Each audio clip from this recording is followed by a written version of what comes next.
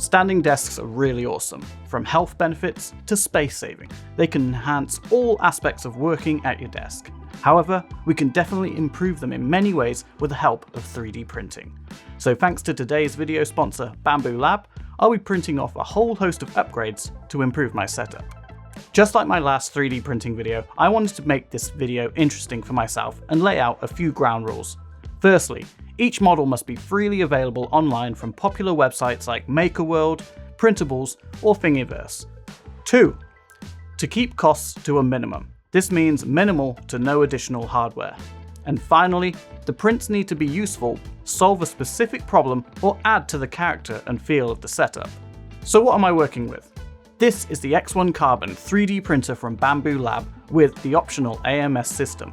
It's an absolute powerhouse of a 3D printer, and I can safely say it is an incredibly stress-free experience when printing with it. And it will take care of everything from loading filaments, calibrating them, leveling the bed, and even cleaning the nozzle. The first and biggest issue with standing desks that I'm going to tackle is cable management. Due to a standing desk's design, you either have a desk with a built-in power strip or you have a whole group of cables just dangling down the side. Fortunately, my desk came with a cable tray, but I wanted to improve it even more as my setup is somewhat unique when it comes to the positioning of my MacBook Pro and PC. The desk has 2 grommets for routing cables to your accessories that are located on your desk. These are very useful, but they leave a huge mess of cables just floating down to the floor. You could use these Velcro cable sleeves, but to me, they're pretty ugly. So this is where 3D printing really shines. I found this cable spine on Printables, which took approximately 16 hours to print in total when you combine all the individual prints for each part that joins together, and it completely transforms the look of the desk, while also cleaning up all the cables into a neat package. The design makes it flexible enough to be used in both sitting or standing position, and each flexible piece has a gap that allows me to route cables over to the tray. However, there was one issue I completely overlooked, and that was in regards to my power strip. UK plugs are big and chunky and they do not fit in between the gaps. So, to fix this, I simply took the end of the plug off and fed it through the spine all the way to the bottom and reattached the plug head. Problem solved. But I wasn't finished there. The new grommet and the spine that it attaches to left a big hole in the desk, and the original grommet cover did not fit this size. So I measured the hole and it came to 70mm, and luckily one user on MakerWorld has put in the work to design and upload a variety of these grommets and covers. So I opened the file in Bambu Studio, deleted the grommet itself and printed only the cover. One thing to mention about MakerWorld is that it is owned by Bambu Lab, so any print files that are uploaded can be opened directly into the Bambu Studio software on your Mac, PC or smartphone, which you can then print the exact way the creator intended. This means that you're spending a lot less time tinkering around with printer settings and more times actually printing. Next up is something I printed to address an issue I had with my Aqara smart switch that I mounted to the underside of my desk. I actually broke one of these switches by knocking it off multiple times with the armrest of my chair. So firstly, I had to purchase a new smart switch, then I looked online for a mounting system. Luckily, there's always someone one step ahead, and this design from Tom Designs on Printables was easy to print in PLA, and I mounted it directly to my desk with VHB tape. Now every time I accidentally hit the switch with my armrest, it doesn't fly off. One other bonus is that I can slide it in and out, making it easier to switch out the battery when the time comes. Let's roll back to even more cable management. I don't know about you, but I hate it when cables just dangle down from your desk. On all of my desk setups for the past few years, I've been using these small cable guides that stick to the underside of my desk that can open and close. These are great, but they can be quite limiting with the amount of cables you can use. To solve this problem, I printed off a whole host of these cable guides in a variety of styles and mounted them with VHB tape. I could have screwed some of them in, but I didn't want to fill my desk full of holes. Because these guides are not going to be seen at all, I wanted to take full advantage of the ludicrous speed settings on the X1 Carbon, which tops out at 500mm a second. Considering these were printed at max speed, I'm very happy with the quality. These guides are great in a variety of ways because they give you enough room to just slide in a number of cables in a variety of thicknesses, and if I ever want to replace something or move it around, it's not hard to pull a cable out. As I've got older, my eyesight is getting worse, and I recently decided to tackle the problem and get my eyes tested. Turns out, I really needed glasses when working at screens, and one thing I've come to despise about wearing glasses is the constant need to clean them. So rather than have a box of lens wipes just sitting around, I thought, what if I had a little drawer I could store essential items like my lens wipes, maybe an emergency USB-C cable for some camera gear, a keyboard key remover, which I did 3D print by the way, and a little knife I use to open parcels. Well, I did just that. I opted to print this really neat under-desk drawer from Dodo Drone in PETG carbon fiber. This is possible as the X1C has a hardened steel nozzle, meaning filaments with carbon fiber can be printed safely without the worry of you destroying your nozzle. And the built-in filtration system helps cut down on any airborne particles. The whole design was printed on one bed in a single print, and if you ask me, it turned out great. The drawer is the right size to store all my essential daily items that I use from time to time, and it slides in and out smoothly without any friction. I'm really happy with this drawer design as it blends in really nicely with the black frame of the desk and contrasts well with the walnut top. Recently I made the switch from over-ear headphones to IEMs for PC gaming. Unfortunately, these do not have the longest of cables, so like every other cable on my PC, I have a 5-meter extension lead that runs from my PC up the cable spine and to my desk. But rather than having this cable just floating around, I found this nice 3.5mm jack desk mount, which did turn out to be a little too large, but that was easily fixed within the Bambu Studio app. I measured the barrel, then sliced the model, resized it and stitched it back together. After a few revisions and test prints, I had my audio jack mount. But where was I going to mount it?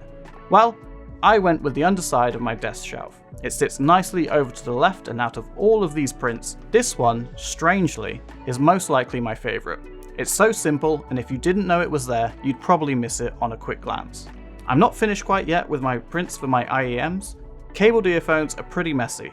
I searched for a few IEM style storage solutions and I couldn't find any I liked.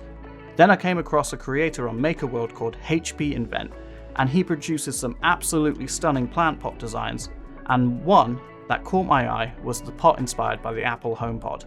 Originally, I printed this out to see how it would look, and I started with the smallest model on offer. Little did I know that this turned out to be the perfect size for storing my IEMs. The print quality was absolutely amazing from the provided profiles that it got me thinking, this guy looks lonely. Why don't I print a larger model and use that for an actual plant? So that's what I did. But one wasn't enough. I wanted to take full advantage of the AMS system on the X1C and print an even bigger one. The AMS system really is incredible. If you use Bambu Lab Filaments, you pop them in, it auto-recognizes them and sets the print settings for that specific type and color. If you use a lot of third-party filaments, you can manually program them yourself as well. But what the system does incredibly well is that it opens up multicolored printing. It automatically cuts and feeds the right filament and purges the excess so you can create multicolored masterpieces. It also brings a peace of mind to you if you're ever printing a large print, as you can use a low running spool of filament and have the AMS automatically switch to a fresh spool as soon as the primary spool runs out. That way you're no longer wasting those little bits of filaments from rolls that don't have enough for your project. So as BambuLab sent me a lot of filament, I loaded up a spool of gold PETG and a spool of black PETG carbon fiber. Then I opened the large plant pot in Bambu Studio, coloured in the bottom half gold, left the pattern layers black, and then topped it off with a gold ring. This print took a little over 12 hours to complete, and it finishes off my trio of plant pots that really have brought some life to my setup. If only 3D printing could teach me not to overwater these plants and kill them, as I'm now on my second round of plants in these pots in less than 2 months. Yikes. Is it just me, or does leaving a 3D printer running for 12 hours cause a slight bit of anxiety? So far I've had 2 print failures with the X1C, but from previous experiences with 3D printing, coming home to a spaghetti mess or a clogged nozzle is awful. This is why I love the X1 Carbon. Originally I would use my home security cameras to keep an eye on prints, but with the Bambu Studio app on my iPhone, I can monitor any print that is running at any time, anywhere in the world. I can also pause, cancel, and even start a print with the MakerWorld app directly from my phone. There's also settings to cancel or pause the print if it detects any sort of failure. So this saves me needing a third-party camera to watch over the prints. Back to upgrades. I wanted to tackle an issue I have with my Philips Hue play bars, specifically the ones mounted to my monitor. You see, my monitor gives off quite a bit of heat, which can melt the 3M pads that hold these light bars. And it just happened. To avoid a costly replacement, I looked for solutions on MakerWorld, Printables and Thingiverse. There was a lot of over-the-top options which required a lot of hardware and looked way too big. But then I came across this incredibly simple and small design that was quick to print and took advantage of the VESA mount on my monitor arm. All I needed was 2 screws and nuts, which luckily I did have lying about. This design allowed me to keep my aesthetic with my monitors and lights, but also gave me the flexibility to angle the lights to give a better glow while eliminating the chances of them ever falling off. This design is small, clean, and as I printed it in PETG, it certainly should last a long time.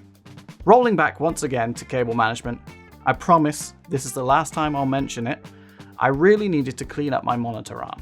When you buy them, they usually come with 2 guides for the extension arm and 1 for the table mounted pole. This is not enough if you have multiple devices connected, and especially if you have play bars and a monitor light like myself.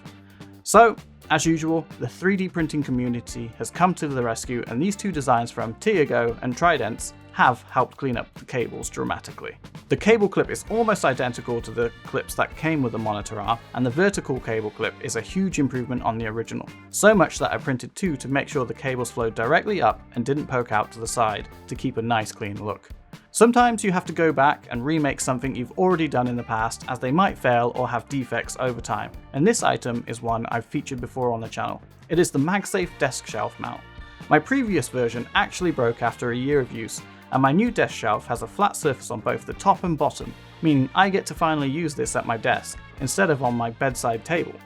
The X1 Carbon did a fantastic job with a very clean finish, which was a large improvement on the first one I ever printed.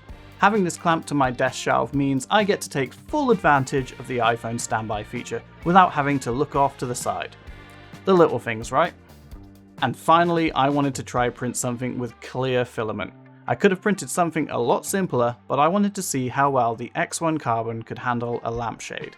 Fortunately, this great spiral design was available on MakerWorld for an IKEA lamp. It took about 7.5 hours to print, and it came out amazing.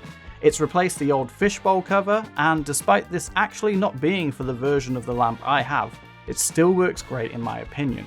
So there you have it. What was your favourite design, and do you have any recommendations for other ways to improve this setup using 3D printing? This printer has been so fun to use, and I've used it to print maybe 100 items over the time I've had it. From these desk upgrades to kitchen items, bits for my bike, and even things for my car. I'd like to thank Bambu Labs for kindly sponsoring this video and sending over this absolutely awesome 3D printer for me to play with. It's such a huge leap in quality compared to my old 3D printer, and I will be using this pretty much every day for the foreseeable future. I will leave links to every single design and this beautiful printer in the description of the video, along with filaments I've used, so be sure to check out those links. And don't forget to subscribe for more tech-related content. I'll see you in the next one.